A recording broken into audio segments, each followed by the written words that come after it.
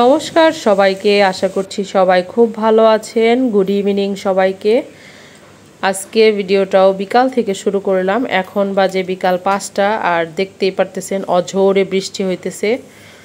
আসলে এত বৃষ্টি হয়ে লাভ কি বলেন তো, যদি গরমই না যায়। তো এই তো ঘরে জল এসে যাইতেছে, এর জন্য জানলাটা লাগিয়ে দিলাম। আমি বারান্দায় গিয়ে আপনাদের সাথে শেয়ার করি। এটা হচ্ছে আমাদের বারান্দার ভিউ, চারদিকে শুধু জঙ্গল। তো বাইরে হচ্ছে বৃষ্টি, আর ঘরে কি খাবার দাবার না বানালে কি হয়। আর আদেয়া বাবা অফিস থেকে চলে আসছে, বৃষ্টিতে ভিজেই আসছে সে। এখানে চিড়া ভাজা বানাইতেছি।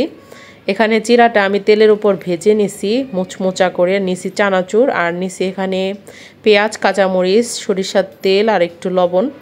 এখন ভালোভাবে চানাচুর দিয়ে পেঁয়াজ, কাঁচামরিচ সব কিছু মেখে নিতেছি। আর চিড়া ভাজাটা কেউ যদি ট্রাই না করে থাকেন অবশ্যই ট্রাই করবেন। চিড়াটা আমি তেলের উপরে ভালো করে তেলে ভেজে নিছি, একবারে মুচমোচা করে, ছাকা তেলে আর কি বলা যেতে পারে।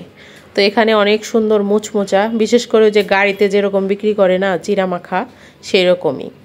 তো এখানে দেখতে পাচ্ছেন আমার মাখানো কমপ্লিট হয়ে গেছে। এখন আমি আলাদা করে নিব, মানে আদেয়ার বাবাকে আলাদা এক বাটিতে দিব, আর আমি আলাদা নিব। কারণ আদেয়ার বাবা অফিসের কাজ করতেছিল, তাই তার সাথে একসাথে বসে খাওয়া সম্ভব হবে না এখন।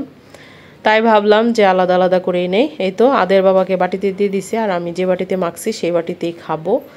আদের বাবাকে দিয়ে আসি আগে, কারণ সে অফিসের কাজ করতেছিল, তাকে বিরক্ত করা যাবে না, এর জন্য আর কি দিয়ে আসলাম।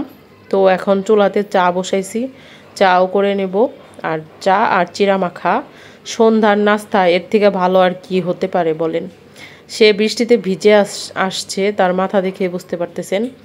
কারণ বৃষ্টিতে ভেজার পরে সে বাড়িতে এসে স্নান করছে, এর জন্য আমি একটু গরম গরম চা করলাম যাতে ঠান্ডাটা না লাগে।